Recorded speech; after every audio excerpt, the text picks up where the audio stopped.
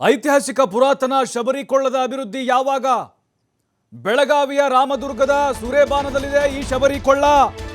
ಶಬರಿ ಗೊತ್ತಲ್ವಾ ನಿಮ್ಗೆ? ರಾಮನಿಗೋಸ್ಕರ ತಪಸ್ಸು ಮಾಡಿದಂಥವಳು, ರಾಮನ ದಾರಿಗೆ ಕಾದು ಕೂತಿದ್ಲು ಶಬರಿ. ಆದ್ರೆ ಐತಿಹಾಸಿಕವಾದಂತಹ ದೇವಾಲಯ ಈಗ ಅಳಿವಿನಂಚಿಗೆ ಹೋಗಿದೆ. ಇತಿಹಾಸ ಪ್ರಸಿದ್ಧ, ಇದು ಪುರಾಣಗಳಲ್ಲಿ ಉಲ್ಲೇಖ ಇದೆ. ಶ್ರೀರಾಮನ ಪ್ರತಿಷ್ಠಾಪನೆ ಮಾಡಿದಂಥ ಶಿವಲಿಂಗನ ಇಲ್ಲಿ. ಆದರೆ ಐತಿಹಾಸಿಕ ಸ್ಥಳ ಅಭಿವೃದ್ಧಿ ಮಾಡೋಕೆ ಜಿಲ್ಲಾಡಳಿತ ಹಿಂದೇಟು ಹಾಕ್ತಾ ಇದೆ.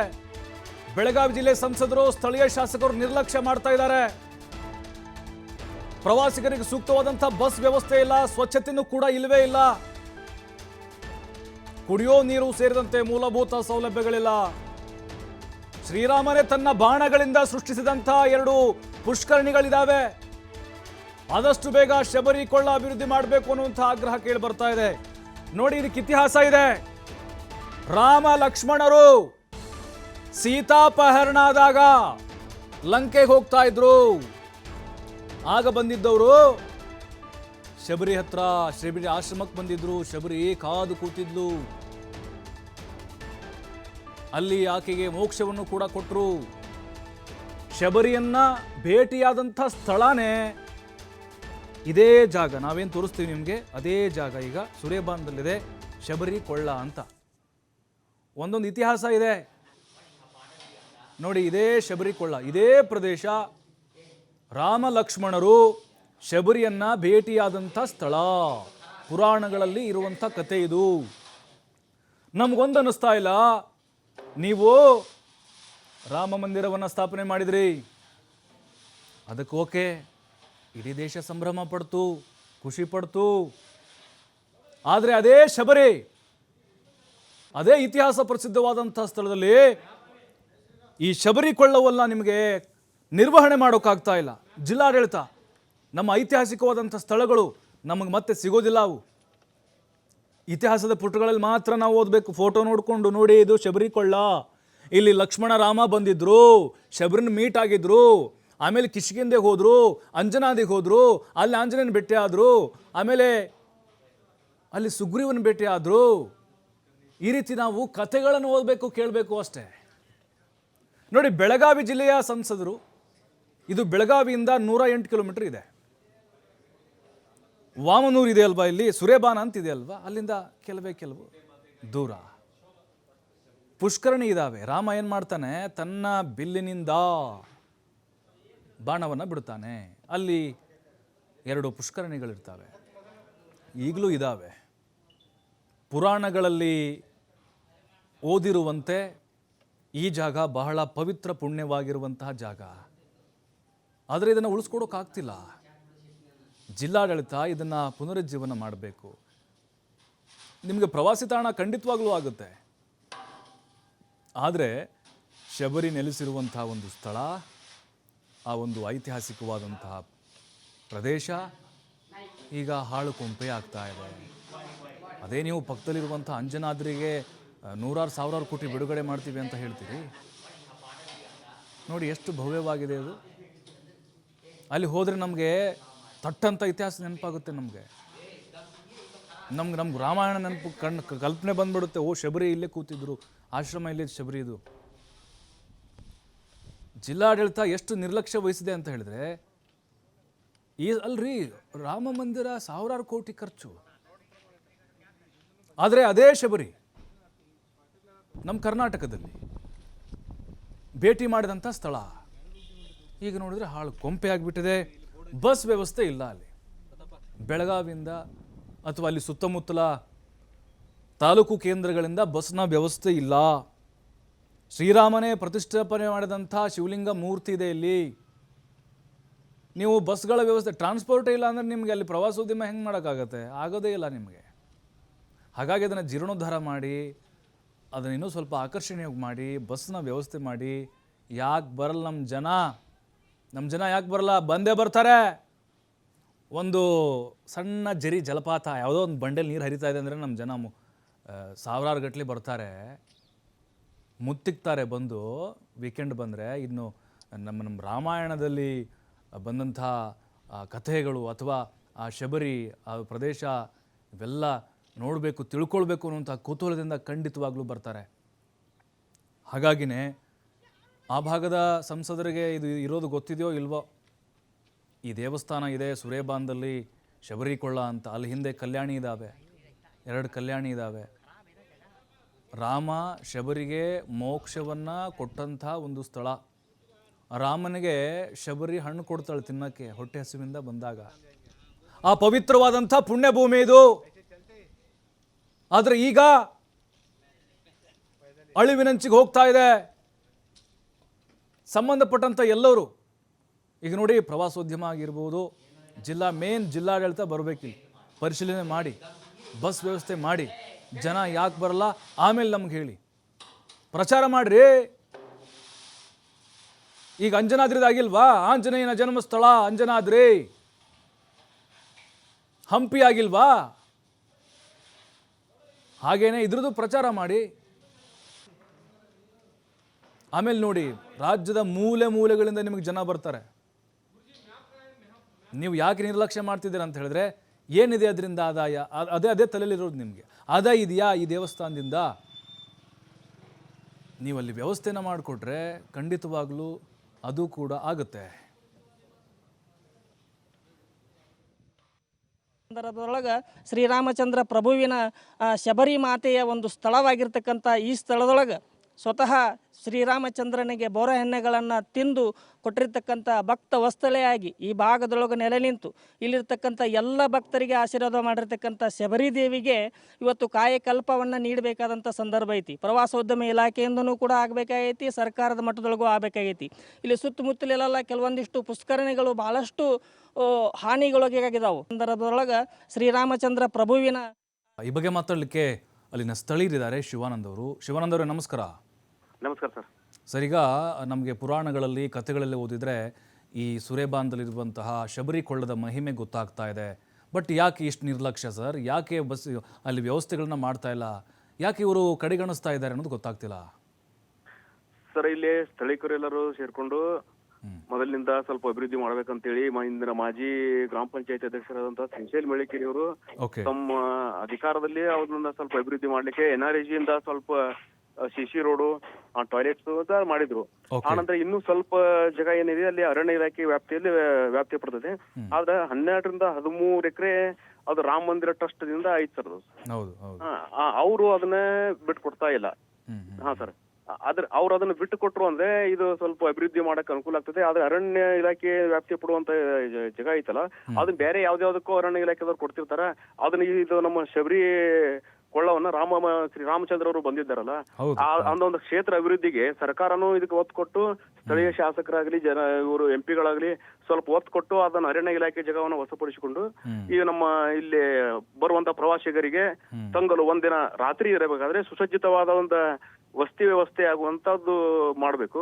ಆದ್ರೆ ಇಲ್ಲಿ ಬಹಳಷ್ಟು ಜನ, ಈಗ ಸಂಕ್ರಮಣ ಬಂತು, ಆನಂತರ ದೀಪಾವಳಿ ಬಂತು, ಪಾಡ್ಯ ನಿಮಿತ್ತ ಬರೋದು, ಅಮಾವಾಸ್ಯೆ ಹುಣ್ಣಿಮೆ, ಶುಕ್ರವಾರ, ಮಂಗಳವಾರ ದೇವಿ ದರ್ಶನಕ್ಕೆ ಅಂತೇಳಿ ವಿವಿಧ ಕ್ಷೇತ್ರಗಳಿಂದ ಬರ್ತಾರೆ, ರಾಜ್ಯದ ಮೂಲೆಗಳಿಂದ ಬರ್ತಾರೆ. ಅಂತವ್ರು ಬಂದು ಸ್ನಾನ ಮಾಡ್ಕೊಂಡು ಹೋಗ್ಲಿಕ್ಕೆ ಪುಷ್ಕರಣಿ ಅದಾವ. ಆ ಪುಷ್ಕರಣಿಯಲ್ಲಿ ಅದು ಕಸಾರ ಬಹಳ ಬರ್ತಾವ ಸರ್. ಅದಕ್ಕೆ ಗಿಡ ತಪ್ಪಲ ಅದು ಬಿದ್ದು ಅದನ್ನು ಸುಸಜ್ಜಿತವಾಗಿ ಮಾಡ್ಬೇಕು. ಆನಂತರ ಇವರು ಅರ್ಚಕರು ಅಂತ ಅದಾರ ಸರ್, ಕೆಲವೊಂದಿಷ್ಟು ಜನ. ಅವರು ಅರ್ಚಕರು ಒಂದು ಸಮಿತಿ ಮಾಡ್ಕೊಂಡು ಆ ಸಮಿತಿ ಒಳಗೆ ಮಾಡ್ಬೇಕು, ಅಭಿವೃದ್ಧಿ ಪಡಿಸ್ಬೇಕಂದ್ರೆ ಅವರು ಒಂದು 64 ಜನ ಅರ್ಚಕರಾಗ್ಯಾರ ಸರ್. ಮೊದಲು ಒಂದು 8 ಫ್ಯಾಮಿಲಿ ಇದ್ದು, ಈಗ 8 ಫ್ಯಾಮಿಲಿ ಒಳಗೆ ಹೋಗಿ ಒಂದು 60-65 ಜನ ಈಗ ಅರ್ಚಕರಾಗಿದ್ದಾರೆ ಸರ್. ಅವರು ಬಸ್ ವ್ಯವಸ್ಥೆ ಇದೆಯಾ ಸರ್? ಅಲ್ಲಿ ಬಸ್ ವ್ಯವಸ್ಥೆ ಇದೆಯಾ ಅಲ್ಲಿ ಆ ಜಾಗಕ್ಕೆ? ಇಲ್ಲ ಸರ್, ಬಸ್ ವ್ಯವಸ್ಥೆ ಇಲ್ಲ. ಬರೀ 3 ಕಿಲೋಮೀಟರ್ ಸರ್. ಇನ್ನು ಅಲ್ಲಿ ಗೊಣ್ಣಾಗರ ಕ್ರಾಸ್ ಅಂತ ಬರುತ್ತೆ ಸರ್, ರಾಮದುರ್ಗದಿಂದ ಬರುವಲ್ಲಿ. ಆ ಗೊಣ್ಣಾಗರ ಕ್ರಾಸ್ ಇಂದ ಶಬರಿಕೊಳ್ಳ ಬೈಪಾಸ್ ಆದು ಸೂರ್ಯಬಾನ ಮಾರ್ಗ ಕೂಡ್ತದೆ ಸರ್. ಅದು ಒಂದ್ 2-3 ಕಿಲೋಮೀಟರ್ ಆಗ್ತದೆ ಸರ್. ಅದು ಹಂಗ್ ಬಂದ್ರು ಒಂದ್ ಕಿಲೋಮೀಟರ್ KSRTC ಅವರಿಗೂ ಉಳಿತಾಯ ಆಗತ್ತೆ. ಅಲ್ಲಿ ಪ್ರವಾಸಿಗರಿಗೆ ಬರಾಕನು ಒಂದು ಅನುಕೂಲ ಆಗ್ತದೆ ಸರ್. ಶಾಲಾ ಏನು ಬಿಡುವಿನ ಟೈಮ್ನೊಳಗೆ ಕೆಲವೊಂದಿಷ್ಟು ಜನ ವಿದ್ಯಾರ್ಥಿನಿಯರು ಬರ್ತಾರೆ. ಆಮೇಲೆ ಪ್ರವಾಸೋದ್ಯಮ ಇಲಾಖೆಯಿಂದ ಅಲ್ಲಿ ಒಬ್ಬ ಗಾರ್ಡನ್ನ ನೇಮಕ ಮಾಡಿದ್ದಾರೆ. ಆ ನೇಮಕ ಮಾಡಿದಂತ ಗಾರ್ಡ್ ಸಹಿತ ಅಲ್ಲಿ ಸರಿಯಾಗಿ ಕಾರ್ಯನಿರ್ವಹಿಸ್ತಿಲ್ಲ. ಯಾಕಂದ್ರೆ ಅಲ್ಲಿ ಸ್ವಲ್ಪ ಮದ್ಯ ವ್ಯಸನಿಗಳಾಗ್ಲಿ ಇನ್ನಿತರ ಚಟುವಟಿಕೆಗಳಿಗೆ ಅದೊಂದು ತಾಣ ಆದಂಗ ಆಗೈತೆ ಸರ್. ಸರ್ ಇನ್ನೊಂದು ನೋಡಿ ಸರ್, ಇನ್ನೊಂದು ಓಕೆ ಸರ್, ನಮ್ಗೆ ರಾಮ ಮಂದಿರ ಆಗಿರೋದು ಇಡೀ ದೇಶಕ್ಕೆ ಒಂದ್ ರೀತಿ ಖುಷಿಯಾಗಿದೆ ಸರ್. ಓಕೆನಾ? ಅಲ್ಲಿರುವಂತಹ ಇಚ್ಛಾಶಕ್ತಿ, ಅಲ್ಲಿರುವಂತಹ ಒಂದು ಆಸಕ್ತಿ ಇಲ್ಲಿ ಹಾಕಿಲ್ಲ ಸರ್, ಶಬರಿ ದೇವಸ್ಥಾನಕ್ಕೆ ಹಾಕಿಲ್ಲ ಸರ್. ಸರ್ ಅದನ್ನ ನಿರ್ಲಕ್ಷ್ಯ ಮಾಡ್ಕೊಂತ ಬಂದಿದ್ದಾರೆ ಸರ್ ಇವರು. ಯಾಕಂದ್ರೆ ಹಿಂದೆ ನಾವು 2ನೇ 3ನೇ ಇದ್ದಾಗ ಒಂದು ಕವನ ಇತ್ತು, ಕಾದಿರುವಳು ಶಬರಿ ರಾಮ ಬರುವನೆಂದು ತನ್ನ ಪೂಜೆಗೊಳ್ಳುವನೆಂದು ಅಂತೇಳಿ. ಅದು ಬರುವ ಪದ್ಯನ ಆ ಪದ್ಯಕ್ಕೂ ಈ ನಮ್ಮ ಅಲ್ಲಿ ಸೂರ್ಯಪಾನ ಹತ್ತಿರ ಇರುವಂತ ಶಬರಿ ಕೊಳ್ಳಕ್ಕೂ ನಿಕಟ ಸಂಪರ್ಕ ಐತೆ ಸರ್. ಅದು ಅಲ್ಲಿ ಶಬರಿ ರಾಮನಿಗಾಗಿ ಕಾದ ಬೋರೆ ಹಣ್ಣನ್ನ ತನ್ನ ಎಂಜಲು ಬೋರೆ ಅಂದ್ರೆ ಸಿಹಿ ನೋಡಿದಂತ ಬೋರೆ ಹಣ್ಣನ್ನ ರಾಮನಿಗಾಗಿ ಕೊಟ್ಟಾಗ ಲಕ್ಷ್ಮಣ ಇದನ್ನ ಯಾಕೆ ಇಂಥದೆಲ್ಲ ತಿಂತೀರಿ, ಇದು ಎಂಜಲ ಕೊಟ್ಟಿದ್ದೈತಿ ಅದು ಅಂತ ಅಂದಾಗ ಅವ್ರಂತಾರ ಅದು ಎಂಜಲದಲ್ಲ ಸಿಹಿಯಾದ ಬೋರೆ ಹಣ್ಣ ಕೊಟ್ಟಾಳ ನಮ್ಮ ತಾಯಿಕಿ, ಆಕಿ ನನಗ ಕೊಟ್ಟಿದ್ದ ಈ ಬೋರೆ ಹಣ್ಣು ಐತಲ್ಲ ಅದನ್ನ ನಾ ತಿಂದ್ರೆ ನಾನು ಪಾವನಕ್ಕೇನಿ ಅಂತೇಳಿ ಶ್ರೀರಾಮಚಂದ್ರ ಹೇಳಿದ್ದು ಇತಿಹಾಸ. ಆದ್ರೆ ಇನ್ನು ಇದುವರೆಗೂ ಅಲ್ಲಿ ಸಾವಿರಾರು ವರ್ಷಗಳ ಒಂದು ಬೋರೆ ಗಿಡ ಅದ ಸರ್, 2-3 ಬೋರೆ ಗಿಡ ಅದಾವು ಅಲ್ಲಿ. ಪ್ರವಾಸಿಗರು ಬರ್ಲಿಕ್ಕೆ ದುಮ್ಮಿಗೆ ಹೇರುವಂತ ಜಲಪಾತ ಐತೆ ಸರ್. ಕರೆಕ್ಟ್. ಅದು ಜಲಪಾತ ಐತಿ. ಆಮೇಲೆ 700 ಫೂಟ್ ಅಂತರದೊಳಗ ಆಕಳಮಲೆ ಅಂತ ಹೇಳಿ ಒಂದು ಗವಿ ಸರ್. ಆ ಗವಿ ಒಳಗ ಇದು ಆಕಳಮಲೆ ಟೈಪ್ ಒಂದು ಗುಹೆ ಐತಿ. ಅಲ್ಲಿ ಸ್ವಲ್ಪ ಕೈ ಆಡ್ತೀರಿ, ಇದುವರೆಗೂ ಕೈ ಹೆಚ್ಚಾಗ್ತದೆ ಸರ್ ನಮ್ದೆಲ್ಲ. ಅಂತ ಸ್ಥಾನಕ್ಕೆ ಹೋಗಿ ಅಲ್ಲಿ ಮೇಲೆ ಹತ್ತಕ್ಕ ಸ್ವಲ್ಪ ಮಳೆಗಾಲ ಇತ್ತಂದ್ರೆ ಸ್ವಲ್ಪ ಅಲ್ಲಿ ನೋಡುಗರಿಗೆ ತೊಂದರೆ ಆಗ ಸರ್. ಅದನ್ನು ಸ್ವಲ್ಪ ಅಲ್ಲಿ ಪೈರಿ ಮಾಡಿಸಿ ಅಲ್ಲಿ ಹತ್ತಕ್ಕೆ ಒಂದು ಅನುಕೂಲ ಮಾಡಿ ಕೊಟ್ರ ಅದು ಇನ್ನೂ ಎಷ್ಟು ಪ್ರವಾಸಿಗರಿಗೆ ನೋಡಕ ಬಹಳ ಚಂದ ಆಗ್ತದೆ ಸರ್. ನಿಜ ಶಿವಾನಂದ್ ಅವರೇ, ಥ್ಯಾಂಕ್ ಯು ಮಾತಾಡಿದ್ದಕ್ಕೆ ಸರ್. ಈ ಬಗ್ಗೆ ಮಾತಾಡಲಿಕ್ಕೆ ಸಾಮಾಜಿಕ ಹೋರಾಟಗಾರಿದ್ದಾರೆ, ಹಾಗೆ ಸ್ಥಳೀಯರು ಬಸವರಾಜ್ ಕುಲಕರ್ಣಿ. ಸರ್ ನಮಸ್ಕಾರ. ಸರ್ ನಮಸ್ಕಾರ ಸರ್. ಸರ್, ಪುರಾಣಗಳಲ್ಲಿ ಕೇಳಿದ ಹಾಗೆ ರಾಮ ಲಕ್ಷ್ಮಣರು ಶಬರಿಯನ್ನು ಭೇಟಿಯಾದಂಥ ಪುಣ್ಯ ಪವಿತ್ರ ಸ್ಥಳ ಸೂರ್ಯಪಾನ ಪಕ್ಕದಲ್ಲಿ ನಾವು ಗಮನಿಸ್ತಾ ಇದ್ದೀವಿ. ಯಾಕಿಷ್ಟು ನಿರ್ಲಕ್ಷ್ಯ? ಸಾವಿರಾರು ಕೋಟಿ ಖರ್ಚು ಮಾಡಿ ರಾಮ ಮಂದಿರ ನಿರ್ಮಾಣ ಆಯಿತು, ಖುಷಿ ಇದೆ. ಆದರೆ ಶಬರಿ ಇದೇ ಸ್ಥಳ, ಪವಿತ್ರವಾದಂಥ ಸ್ಥಳಕ್ಕೆ ಇನ್ನೂ ಯಾಕೆ ಸರ್ ಕಾಯಕಲ್ಪ ಸಿಗ್ತಾ ಇಲ್ಲ? ಯಾಕೆ ಇವರು ಮುನ್ನೆಲೆಗೆ ತರ್ತಾ ಇಲ್ಲ?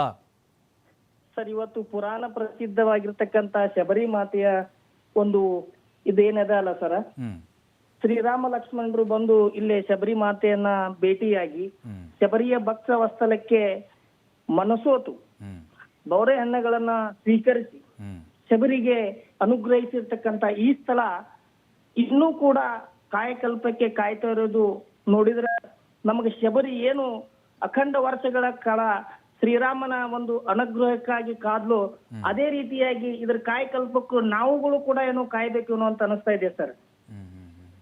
ಇಲ್ಲೇ ಪುರಾಣ ಪ್ರಸಿದ್ಧವಾಗಿರ್ತಕ್ಕಂಥ ಇತಿಹಾಸಕ್ಕ ನಾವ್ ಏನ್ ಮಾಡ್ಬೇಕಾಗೈತಂದ್ರ ಮುಂದಿನ ಪೀಳಿಗೆಗೆ ಒಯ್ಬೇಕಂತಂದ್ರ ಮುಂದಿನ ಜನಮಾನಸಕ್ಕ ನಾವೆಲ್ಲ ತಗೊಂಡ್ ಹೋಗ್ಬೇಕಂತಂದ್ರ ಈ ಪುರಾಣ ಪ್ರಸಿದ್ಧ ಸ್ಥಳ ಅಭಿವೃದ್ಧಿ ಆಗ್ಬೇಕು. ಅದರ ಜೊತೆಗೆ ಇಲ್ಲಿ ಕೆಲವೊಂದಿಷ್ಟು ಹಲವಾರು ದಾಖಲೆಗಳದಾವ್. ನಾವು ಜಿಲ್ಲಾಡಳಿತಕ್ಕೂ ಕೂಡ ಈ ಮುಖಾಂತರ ಮನವಿ ಮಾಡ್ತೀವಿ. ಪ್ರಾಚ್ಯ ವಸ್ತು ಸಂಶೋಧನಾ ಇಲಾಖೆಯಿಂದ ಇಲ್ಲಿ ಸಂಶೋಧನೆ ಆಗ್ಬೇಕಾದಂತ ಅನಿವಾರ್ಯತೆ ಅದ ಸರ್. ಯಾಕಂತಂದ್ರ ಬಹಳಷ್ಟು ಹಳೆಯ ಕಟ್ಟಡಗಳು ಇವತ್ತಲ್ಲಿ ಲಭ್ಯ ಇರುವುದರಿಂದ ಪ್ರಾಚ್ಯ ವಸ್ತು ಸಂಶೋಧನಾ ಇಲಾಖೆಯಿಂದನೂ ಕೂಡ ಅಲ್ಲಿ ಇದಾಯ್ತು ಅಂತಂದ್ರ ಒಳ್ಳೆ ಹಲವಾರು ರೀತಿಯಾದಂತ ದಾಖಲೆಗಳು ನಮ್ಗೆ ಸಿಗ್ತಾವು. ಅದ್ರ ಜೊತೆಗೆ ಅಭಿವೃದ್ಧಿ ವಿಷಯದೊಳಗ ಬಹಳ ಹಿಂದದಾವ್ ಸರ್ ನಮ್ಮ ಈ ಭಾಗದೊಳಗೆ ನೋಡಿದ್ರೆ.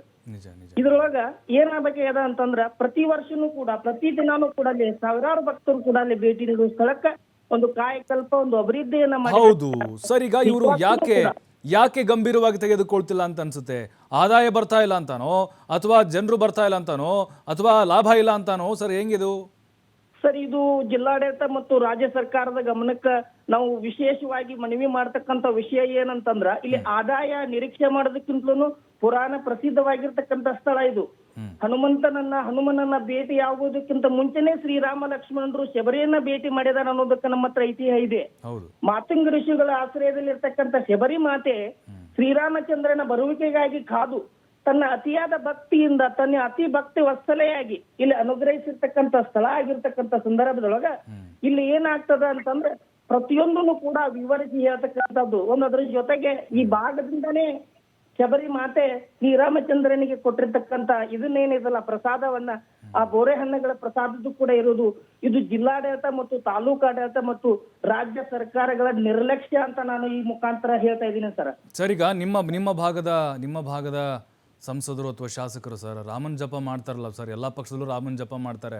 ಹಾಗೆ ಇದನ್ನ ಯಾಕೆ ಕಾಯಕಲ್ಪ ಆಗ್ತಿಲ್ಲ ಸರ್? ಹಾಗಾದ್ರೆ ಅದು ಬೇರೆ ಇದು ಬೇರೆನ? ಹಾಗಾದ್ರೆ ಎಲ್ಲನೂ ಒಂದೇ ಅಲ್ಲ ಸರ್? ರಾಮ ಶಬರಿ ಲಕ್ಷ್ಮಣ ಅಂತ ಬಂದಾಗ ಹಿಂದೂ ದೇವರು ಅಥವಾ ದೇವಸ್ಥಾನಗಳಂತ ಬಂದಾಗ ಒಂದೇ ಅಲ್ವಾ ಸರ್? ಹಾಗಾದ್ರೆ ಮನಸ್ಸು ಮಾಡ್ಬೇಕಲ್ವಾ ಸರ್? ನಿಜವಾಗ್ಲೂ ಸರ್, ಈ ಹಿನ್ನೆಲೆಯೊಳಗ ನಮ್ಮ ಭಾಗದ ಎಲ್ಲರಿಂದಲೂ ಕೂಡ ರಾಜಕೀಯವಾಗಿ ಶಬರಿ ಮಾತೆ ಏನು ರಾಮನಿಗಾಗಿ ಕಾದ್ಲೋ ಅದೇ ರೀತಿಯಾದಂತ ಕಾಯುವಿಕೆಯ ಪರೀಕ್ಷೆ ನಮಗೆ ಬಂದದ ಅಂತ ನಾನು ಅನ್ಕೊಂಡಿದ್ದೀನಿ.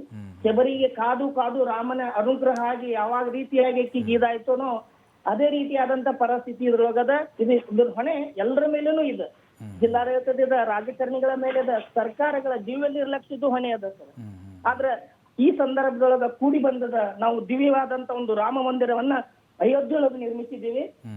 ಈ ಐತಿಹಾಸಿಕ ಪುರಾಣ ಪ್ರಸಿದ್ಧ ಸ್ಥಳವನ್ನ ನಿರ್ಮಿಸ್ತಕ್ಕಂತ ಒಂದು ಸಂಕಲ್ಪವನ್ನ, ಒಂದು ಅಭಿಯಾನವನ್ನ ನಾವು ಈ ಕೂಡಲೇ ತಮ್ಮ ಮಾಧ್ಯಮದ ಸಹಕಾರದೊಂದಿಗೆ, ತಮ್ಮಂತ ಸನ್ಮಿತ್ರರ ಸಹಕಾರದೊಂದಿಗೆ ನಾವು ಕೂಡ ಆರಂಭಿಸ್ತೀವಿ. ಇದ್ರ ಜೊತೆಗೆ ರಾಜ್ಯ ಸರ್ಕಾರದ ಗಮನನೂ ಕೂಡ ತಮ್ಮ ಮುಖಾಂತರ ಸೆಳೆಯಲಿಕ್ಕೆ ಪ್ರಯತ್ನ ಮಾಡಬೇಕಾಗಿದೆ ಸರ್. ಸರ್ ಇನ್ನೊಂದು ಸರಿ, ಓಕೆ, ಈಗ ಜನ ಬರ್ತಾ ಇದ್ದಾರೆ, ಅದಿನ್ನೂ ಸ್ವಲ್ಪ ಪ್ರಚಾರ ಪಡ್ಕೊಳ್ಬೇಕಾಗಿದೆ, ರಾಜ್ಯದ ಮೂಲೆಗೆ ಹೋಗಬೇಕಾಗಿದೆ, ಶಬರಿ ನೆಲೆಸಿರುವಂಥ ರಾಮ ಲಕ್ಷ್ಮಣರು ಬಂದಂಥ ಸ್ಥಳ ಅಂತ ಎಲ್ರಿಗೂ ಗೊತ್ತಾಗಬೇಕಾಗಿದೆ. ಸರ್, ಇದು ಜೀರ್ಣೋದ್ಧಾರ ಆಯಿತು ಅಂತಂದರೆ ಅನ್ಕೊಳ್ಳೋಣ ಸರ್, ಆಯ್ತಪ್ಪ, ದೊಡ್ಡ ಮಟ್ಟದಲ್ಲಿ ಆಯಿತು, ಎಲ್ಲ ಬಸ್ ಸಂಪರ್ಕ ವ್ಯವಸ್ಥೆ ಆಯಿತು ಅಂತಂದರೆ ಖಂಡಿತವಾಗ್ಲೂ ಸಾವಿರಾರು ಸಂಖ್ಯೆಯಲ್ಲಿ, ದೊಡ್ಡ ಸಂಖ್ಯೆಯಲ್ಲಿ ಜನ ಇದು ನೆನ್ಪಿಟ್ಕೊಂಡು ಬರ್ತಾ ಹೋಗ್ಬೋದು. ಒಂದು ಪ್ರವಾಸೋದ್ಯಮ ಐತಿಹಾಸಿಕ ಕೇಂದ್ರವಾಗುತ್ತೆ ಸರ್ ಹಾಗಾದ್ರೆ. ನಿಜವಾಗ್ಲೂ ಸರ್, ಪ್ರವಾಸೋದ್ಯಮ ಕೇಂದ್ರಕ್ಕೆ ಅದ್ರ ಜೊತೆಗೆ ಈ ಸುತ್ತಮುತ್ತಲಿನ ಸುಮಾರು ಸಾವಿರಾರು ಅಲ್ಲ ಸರ್, ಲಕ್ಷಾಂತರ ಜನ ಭಕ್ತರು ಅಲ್ಲಿ ತಮ್ಮ ಮದುವೆಗಳನ್ನ ಮಾಡ್ಕೊಳ್ತಾರ. ಕುಡಿಯುವ ನೀರಿನ ವ್ಯವಸ್ಥೆ ಇದೆ ಸರ್. ಅಲ್ಲಿ ನಾನು ಯಾಕ ಪುರಾತತ್ವ ಇಲಾಖೆಯಿಂದ ಸಂಶೋಧನೆ ಮಾಡ್ಬೇಕಂತ ಹೇಳ್ತಾ ಇದ್ದೇನೆ ಅಂತಂದ್ರ, ಅಲ್ಲಿ ಸಿಗ್ತಕ್ಕಂತ ನೀರಿನೊಳಗ ಔಷಧೀಯ ಗುಣ ಅದ ಸರ್. ಆ ಔಷಧೀಯ ಗುಣದಿಂದ ಸಾಕಷ್ಟು ರೋಗಗಳು ನಿವಾರ ಆಗ್ತಿದಾವ. ಇಂಥವುಗಳನ್ನೆಲ್ಲ ನಾವು ಹೊರ ಜಗತ್ತಿಗೆ ಅದು ಮರೀಚಿಕೆಯಾಗಿ ಉಳಿದದ ಸರ್. ಇದೆಲ್ಲ ಹೊರ ಜಗತ್ತಿಗೆ ಬಂತು ಅಂತಂದ್ರ ಅಲ್ಲಿರ್ತಕ್ಕಂಥ ಪ್ರತಿಯೊಂದನ್ನು ಕೂಡ ನಾವು ಗಮನಿಸ್ತಕ್ಕಂಥ ಸಂದರ್ಭ ಬಂತಂದ್ರ ಇದೇನಾಗ್ತದ ಅಂತಂದ್ರ ಪ್ರವಾಸೋದ್ಯಮ ಇಲಾಖೆಗೆ ಅತ್ಯಂತ ದೊಡ್ಡ ಮೈಲಿಗಲ್ಲಾಗ್ತದ. ಅದ್ರ ಜೊತೆಗೆ ಐತಿಹಾಸಿಕ ಸ್ಥಳ ಆಗದ. ಈ ಐತಿಹಾಸಿಕ ಸ್ಥಳಕ್ಕ ಉತ್ತರ ಕರ್ನಾಟಕದಿಂದ ಸಾಕಷ್ಟು ನಾಗಾ ಸಾಧುಗಳು ಕೂಡ ಇಲ್ಲಿ ಭೇಟಿ ಮಾಡ್ತಾರ. ಇಲ್ಲಿ ಭೇಟಿ ಮಾಡಿರ್ತಕ್ಕಂಥ ಸಂದರ್ಭದೊಳಗ ಅವರೆಲ್ಲರ ಕಡೆಯಿಂದ ಬರೋದು ಒಂದೇ ಒಂದು ಮಾತು, ನಮಗೆ ಎಲ್ಲಿಯೂ ಸಿಗಲಾರದ ಮುಕ್ತಿ, ಎಲ್ಲಿಯೂ ಸಿಗಲಾರದ ಸನ್ಮಾರ್ಗ, ಎಲ್ಲಿಯೂ ಸಿಗಲಾರದ ಶಾಂತಿ ಈ ಸ್ಥಳದೊಳಗೆ ಸಿಗ್ತದ, ಅದಕ್ಕೆ ನಾವು ಬಂದಿಲ್ಲೆಲ್ಲ ಇರ್ತೀವಿ ಅಂತಕ್ಕಂಥ ಮಾತನ್ನ ಹೇಳ್ತಾರೆ ಸರ್. ಸರ್, ಈಗ ಇನ್ನೊಂದು ಸರ್, ಈಗ ಈ ಒಂದು ನಾವು ಏನು ಮಾಡ್ತಾ ಇದೀವಿ ಸರ್, ನಮ್ಮಲ್ಲಿ ಸರ್ ನಮ್ಮ ಕರ್ನಾಟಕದ ಒಂದು ಇತಿಹಾಸ ಇದು ಬೇರೆ ರಾಜ್ಯಗಳಲ್ಲಿ ಎಲ್ಲೂ ಇಲ್ಲ ಅಂತ ನಾವು ಭಾವಿಸಿದ್ದೇವೆ ಸರ್. ಬಟ್ ಆ ರೀತಿಯಾಗಿ ಐತಿಹಾಸಿಕವಾದಂಥ ಕುರುಹುಗಳು ನಮ್ಮಲ್ಲಿ ಸಿಗ್ತಾ ಹೋಗುತ್ತೆ. ಹಾಗಾಗಿನೇ ಇವರು ಏನಾದರೂ ಜೀರ್ಣೋದ್ಧಾರ ಅಥವಾ ಅವುಗಳನ್ನು ಮುನ್ನೆಲೆಗೆ ತರದೇ ಇದ್ರೆ ಬರೀ ನಾವು ಪುಸ್ತಕದ ಬದನೆಕಾಯಿ ಥರ ಬರೀ ಅದರಲ್ಲೇ ಓದಿ ತಿಳ್ಕೊಳ್ಬೇಕಂತ ನಮ್ಮ ಮುಂದಿನ ಪೀಳಿಗೆ. ಹೌದು ಸರ್, ಇದು ನಿಜಕ್ಕೂ ವ್ಯಥೆ ಅನಿಸ್ತದ ಸರ್. ಯಾಕಂತಂದ್ರ ಈ ಭಾಗದೊಳಗ ನಮ್ಮಲ್ಲಿರ್ತಕ್ಕಂಥ ನಮ್ಮ ಹೆಮ್ಮೆ ಏನದಲ್ಲ, ನಮ್ಮನ್ನ ನಾವು ಮೊದಲು ಅರ್ಥ ಮಾಡ್ಕೋಬೇಕಂತ ಪರಿಸ್ಥಿತಿ ಒಳಗಿದ್ದೀವಿ. ಯಾಕಂತಂದ್ರೆ ಈ ಭಾಗದೊಳಗಿರ್ತಕ್ಕಂಥ ಶಬರಿ ಮಾತೆ ಅಂತ ಪುಣ್ಯ ಪುರುಷರು, ಈ ಪುಣ್ಯ ಪುರುಷರ ಬಗ್ಗೆ ನಾವು ಮೊದಲು ಅರ್ಥ ಮಾಡಿಕೊಂಡ್ರೆ ಇಡೀ ಇದಕ್ಕೆ ಬೇಕಾಗಿರ್ತಕ್ಕಂಥ ಭಕ್ತಿ ಮತ್ತು ವಾತ್ಸಲ್ಯಕ್ಕೆ ಸಂಬಂಧಪಟ್ಟಂತದೆಲ್ಲನೂ ಗೊತ್ತಾಗ್ತದೆ.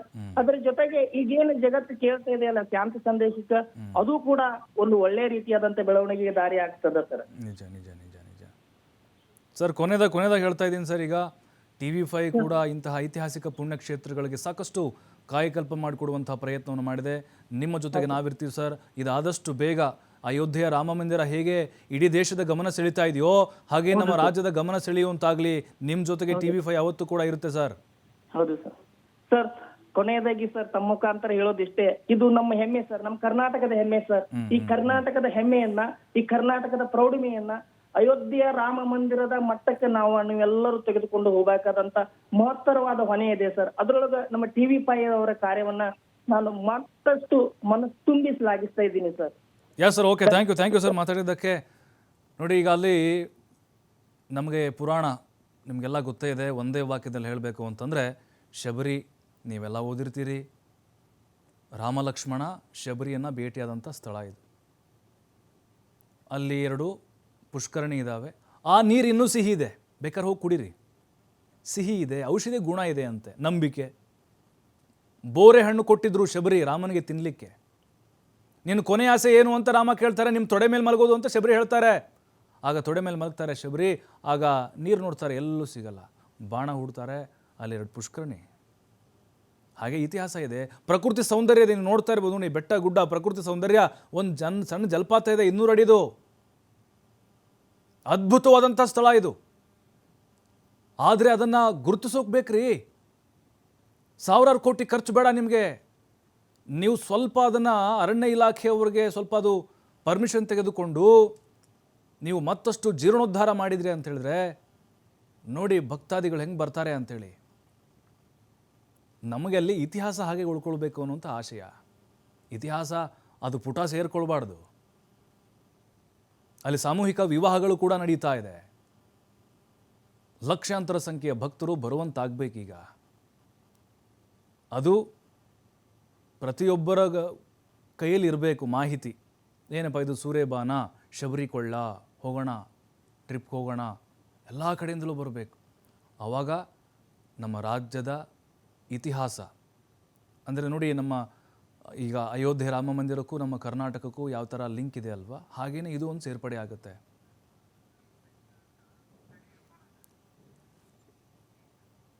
ಇವಾಗ ಮಾತಾಡೋಕ್ಕೆ ಶ್ರೀಶೈಲ್ ಇದ್ದಾರೆ, ಸೂರ್ಯಬಾನದ ಸ್ಥಳೀಯರು. ಸರ್ ನಮಸ್ಕಾರ.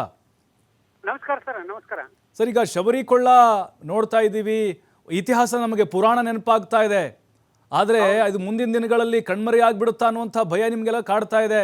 ಸರ್ ಈಗ ಏನು ಮಾಡಬೇಕು ಮುಂದಿನ ದಿನಗಳಲ್ಲಿ ಇದನ್ನು ಅಭಿವೃದ್ಧಿ ಮಾಡಿದರೆ ಖಂಡಿತವಾಗ್ಲೂ ಜನ ಬರ್ತಾರಾ, ಇದು ಅಭಿವೃದ್ಧಿ ಆಗುತ್ತಾ ಅನ್ನುವಂಥ ಆಸೆ ಇದೆ ನಿಮಗೆ? ಹೌದು ಸರ್, ಅಭಿವೃದ್ಧಿ ಮಾಡ್ಬೇಕ್ರಿ. ಹ್ಮ್ ಅಭಿವೃದ್ಧಿ ಮಾಡ್ಬೇಕು. ಇದು ಪುರಾತನ ದೇವಸ್ಥಾನ ಇದೆ ಸರ್. ಹೌದು. ನನ್ನ ಹೆಸರು ಶ್ರೀಶೈಲ್ ಮಲ್ಲಪ್ಪ ಮೇಳಿಕೆರೆ ಅಂತ. ಗೊತ್ತಾಯ್ತು. ಹಾ. ಗ್ರಾಮ ಪಂಚಾಯತಿ ಮಾಜಿ ಅಧ್ಯಕ್ಷ ನಾನು. ಓಕೆ. ದೇವಿ ಅರ್ಚಕರು ಹೌದು. ಓಹೋ. ಆಮೇಲೆ ಈಗ ಏನಾಗೈತ್ರಿ, ಯಾವ ಸರ್ಕಾರನು ಇತ್ತಾಗ ಕಣ್ಣೆತ್ತಿ ನೋಡ್ತಾ ಇಲ್ಲ. ಸ್ಥಳೀಯ MLA-ಗಳಾಗ್ಲಿ, ಇವತ್ತು MP-ಗಳಾಗ್ಲಿ, ಯಾರು ಪ್ರಗಡೆ ಮಂದಿ ಬಂದು ಹೋಗ್ತಾರ, ಅದ್ರ ಅಭಿವೃದ್ಧಿ ಸಲುವಾಗಿ ಯಾರು ಚಿಂತನೆ ಚಿಂತೆ ಮಾಡ್ತಾ ಇಲ್ಲ. ಅಲ್ಲ, ಯಾಕೆ ಚಿಂತೆ ಮಾಡ್ತಾ ಇಲ್ಲ? ಅದು ಅವ್ರ ಮನಸ್ಸಿನಲ್ಲಿ ಬರ್ಬೇಕ್ರಿ ಸರ್. ಅಲ್ಲ ಸರ್, ಅಯೋಧ್ಯೆಯಲ್ಲಿ ರಾಮ ಮಂದಿರಕ್ಕೆ ಇವ್ರ ಆಸಕ್ತಿ ಇರುತ್ತೆ, ಅಲ್ಲಿ ಕಾಣಿಕೆಗಳು ದೇಣಿಗೆಗಳು ಇರುತ್ತೆ. ನಾನು ವಿರೋಧ ಮಾಡ್ತಾ ಇಲ್ಲ, ಇರೋದನ್ನ ಹೇಳ್ತಾ ಇದ್ದೀನಿ ಸರ್. ಹಾಗಾದ್ರೆ ಶಬರಿ ದೇವಸ್ಥಾನಕ್ಕಿಲ್ವಾ? ಹಾಗಾದ್ರೆ ಇದು ಇತಿಹಾಸ ಪುರಾಣ ಅಲ್ವಾ? ರಾಮಣ್ಣ ಕಾಕೊಂತ ಕುಂತ ಸ್ಥಾನ ಇದೆ ಶಬರಿ. ಕರೆಕ್ಟ್. ರಾಮಣ್ಣ ಭಕ್ತರು ಇವರು. ಹೌದು. ಇವ್ರಿಗೆ ಇದು ಆಗುದಲ್ವಾ MLA MP-ಗೆ? ಯಾಕೆ ಇತ್ಲಾಗ ಕಣ್ ತೆಗೆದು ನೋಡಬಾರ್ದು? ಇಂತ ದೊಡ್ಡ ದೇವಸ್ಥಾನ ಐತಿ. ಅಯೋಧ್ಯ ಕಡೆಯಿಂದ ಜನ ಬರ್ತಿದ್ದಾರೆ, ಮಧ್ಯಪ್ರದೇಶ, ಉತ್ತರ ಪ್ರದೇಶ ಕಡೆಯಿಂದ ಜನ ಬರ್ತಾರ. ಅಲ್ಲಿಂದಲೂ ಬರ್ತಾರ ಸರ್? ಈಗ ಬೇರೆ ರಾಜ್ಯದಿಂದ ಬರ್ತಾ ಇದಾರೆ ಇಲ್ಲಿಗೆ? ಹೌದ್ರಿ. ಮೊನ್ನೆ ಅಯೋಧ್ಯದಿಂದ 120 ಜನ ಬಂದಿದ್ರು ಸರ್. ಒಂದೇ ಟೈಮ್ಗೆ 120 ಜನ ಬಂದಾರ ಸರ್. ಬಂದ್ರೆ ಅವ್ರಿಗೆ ಊಟದ ವ್ಯವಸ್ಥೆ ಅದನ್ನೆಲ್ಲ ನಾವು ಮಾಡಿ ಕಳಿಸ್ತೀವಿ ಸರ್. ಈ ಗೋರ್ಮೆಂಟ್ದವ್ರಿಗೆ ಏನಾಗಿದೆ ಸರ್, ಇಂಥ ದೇವಸ್ಥಾನ ಯಾಕೆ ಇಂಪ್ರೂವ್ ಮಾಡಬಾರ್ದು? ಸ್ಥಳೀಯ MLA ಏನ್ ಮಾಡ್ತಾ ಇದ್ದಾನ ಸರ್? ಓಟಿಗಾಗಿ ಬರ್ತಾನ, ನಮಸ್ಕಾರ ಅಂತ ಜನರ ಕಾಲು ಹಿಡಿತಾನ, ಹೋಗ್ತಾನ. 3ನೇ ಸಲ MLA ಸರ್ ಇವರು. ಇಂಥ ದೇವಸ್ಥಾನ ಕಾಣುವುದಲ್ವಾ ಇವ್ರಿಗೆ? ಈಗ ಯಾರು ಆ ಪಟ್ಟಣವ್ರು ಬರ್ತಾರ ನಿಮ್ಗಲ್ಲಿ? ಹೌದು ಸರ್, ರಾಮದುರ್ಗ. ಹೌದು, ಅಶೋಕ್ ಪಟ್ಟಣ. ಹೌದು. ಅಶೋಕ್ ಪಟ್ಟಣ ಅವರಲ್ಲ ಸರ್. 3ನೇ ಸಲ MLA ಸರ್ ಅವನು. ಸ್ವಲ್ಪ ನೀವು ಅವ್ರಿಗೆ ಎಚ್ಚೆತ್ಕೊಳ್ಳಕ ಹೇಳಿ ಸರ್. ಸರ್ ಖಂಡಿತವಾಗ್ಲೂ ಸರ್. ಈಗ ಅದರ ಇತಿಹಾಸ ಪುರಾಣವನ್ನ ಇಡೀ ರಾಜ್ಯಕ್ಕೆ ತೋರಿಸ್ತಾ ಇದೀವಿ ನಾವು ಸರ್. ಯಾಕಂದ್ರೆ ಬಹಳ ಜನ ಗೊತ್ತಿರ್ಲಿಲ್ಲ. ಖಂಡಿತವಾಗ್ಲೂ ಸರ್, ಇದು ಖಂಡಿತವಾಗ್ಲೂ ಗೊತ್ತಿರ್ಲಿಲ್ಲ. ಕೇವಲ ನಿಮ್ ಬೆಳಗಾವಿ ಜನರಿಗೆ ಅಷ್ಟೇ ಗೊತ್ತಿರ್ಬೋದು, ಇದು ಬೆಂಗಳೂರಿಗೂ ಗೊತ್ತಿರ್ಲಿಲ್ಲ. ನಾವು ಅದನ್ನ ಜನರಿಗೆ ಮುಟ್ಟಿಸ್ತಾ ಇದೀವಿ, ಸರ್ಕಾರದ ಗಮನ ಸೆಳೀತಾ ಇದೀವಿ ಸರ್ ಇದನ್ನ. ಇಲ್ಲ, ನೀವು ಸರ್ಕಾರ ಗಮನ, MLA MP-ಗಳ ಗಮನ ಸೆಳಿಬೇಕು ಸರ್. ಖಂಡಿತ. ಇಲ್ಲೇ ನಮ್ಮ ಮಾಜಿ JDP ಅವರು ಅದಾರ್ರಿ, ಅವ್ರ ಕೈ ಕೊಡ್ತೇನೆ ನೋಡ್ರಿ. ಅವ್ರು ಕೊಡಿ. ಬೇಗ ಟೈಮ್ ಆಯ್ತು ನಮ್ಗೆ. ಹಲೋ. ನಮಸ್ಕಾರ. ನಮಸ್ತೆ ಸರ್. ನಮಸ್ತೆ. ಹೇಳ್ರಿ, ಈಗ ಅದು ಶಬರಿಕೊಳ್ಳ ಜೀರ್ಣೋದ್ಧಾರ ಆಗ್ಬೇಕು ಅಂತ ಬಯಸಿದ್ದೀರಿ, ಯಾಕೆ ಇಷ್ಟು ನಿರ್ಲಕ್ಷ್ಯ ಆಯ್ತು? ತಾವು ಕೂಡ ತಾಲೂಕ್ ಪಂಚಾಯತಿ ಅಲ್ಲಿ ಗ್ರಾಮ ಪಂಚಾಯತಿ ಮೆಂಬರ್ಲೇ ಇದ್ದೀರಿ, ನೀವು ಮನವಿ ಕೊಡಕ್ ಹೋಗಿಲ್ವಾ ಇಲ್ಲಿವರೆಗೂ? ಕೊಟ್ಟಿದೀವಿ ಸರ್. ಅದು ಒಟ್ಟ ಟ್ರಸ್ಟ್ ಅದು ಆಗಲಿಕ್ಕೆ ಒಂದ್ ಸ್ವಲ್ಪ ಸಮಸ್ಯೆ ಆಗಿ ಯಾಕೆ ಹೋದವ್ರು. ಓಕೆ. ಟ್ರಸ್ಟ್ ಮಾಡ್ಬೇಕಾಯ್ತು. MLA-ಗಳಿಗೂ ಮತ್ತೆ ನೀವು ಒಟ್ಟು ವಾರ್ನ್ ಮಾಡ್ರಿ. ಮಾಡ್ತೀವಿ ಸರ್, ಖಂಡಿತ ಮಾಡ್ರಿ. ಯಾಕಂದ್ರೆ ಐತಿಹಾಸಿಕವಾಗಿರ್ತಕ್ಕಂಥ ದೇವಸ್ಥಾನ ರೀ ಅಲ್ಲ. ಹೌದು. ರಾಮ ಬಂದು ಅಲ್ಲಿ ಬೋರೆಯನ್ನು ತಿಂದು ಎಲ್ಲ ಒಂದು ಇತಿಹಾಸ ಐತ್ರಿ ಅದ. ಎಲ್ಲರಿಗೂ ಗುರ್ತಿದ್ರು, ಯಾಕೋ ಅದ್ರ ಬಗ್ಗೆ ಒಂದ್ ಸ್ವಲ್ಪ ಅಲಕ್ಷಣ ಮಾಡಕತ್ತಾರೆ. ಕರೆಕ್ಟ್. ಅದಕ್ಕೆ ತಾವು ಒಟ್ಟು ಚಾರ್ಜ್ ಮಾಡ್ರಿ. ಖಂಡಿತ ಸರ್, ನಾವು ಮಾಡ್ತೀವಿ. ಈಗ ಎಬ್ಬಿಸ್ತೀವಿ ಅವರಿಗೆ ಗೊತ್ತಾಗ್ಲಿ. ಈಗ ಸರ್, ಈಗ ಇದು ಜೀರ್ಣೋದ್ಧಾರ ಆಯ್ತು ಅಂತಂದ್ರೆ ಅಯೋಧ್ಯೆ ಹಾಗೇನೆ ನಮ್ಮ ಕರ್ನಾಟಕದಲ್ಲಿ ಇದು ಪ್ರಸಿದ್ಧಿ ಆಗುತ್ತಾ ಹಾಗಾರೆ? ಹೌದ್ರಿ, ಪ್ರಸಿದ್ಧ ರೀ ಸರ್. ಅಗದಿ ಐತಿಹಾಸಿಕ. ಈಗೆಲ್ಲ ನೀರಿನ ಹೊಂಡ, ರಾಮ್ ಬಂದ ಹೊತ್ನಾಗ ನೀರ ಬಾಣ ಹೊಡೆದ ಹೊಂಡ ನೀರ್ ತಡಿ ಹೋಗ್ಯಾರ್ರಿ. ಆಗಿಂದ ಬಾರಿಗಡೆ ಐತ್ರಿ, ಎಲ್ಲ ಐತಿಹಾಸಿಕ ಐತ್ರಿ ಸರ್. ನೋಡಿ ಅಷ್ಟು ಪಟ್ಟಣವ್ರಿಗೆ ಫೋನ್ ಮಾಡಿದ್ವಿ, ತೆಗಿತಾ ಇಲ್ಲ. ನೋಡಿ ನಿಮ್ಮ ಜೊತೆ ಮಾತಾಡ್ತಾನೆ ಫೋನ್ ಟ್ರೈ ಮಾಡಿದ್ವಿ, ತೆಗಿತಾನೆ ಇಲ್ಲ. ಹೌದನ್ರಿ? ಅಲ್ಲ ಹಿಂಗೇನ ಅವರು ಅಲ್ಲಿ ಕೈ ಸಿಗಲ್ವಾ? ಅಲ್ಲಿ ಬೆಂಗಳೂರಲ್ಲಿ ಇರ್ತಾರೆ ಬರೇ.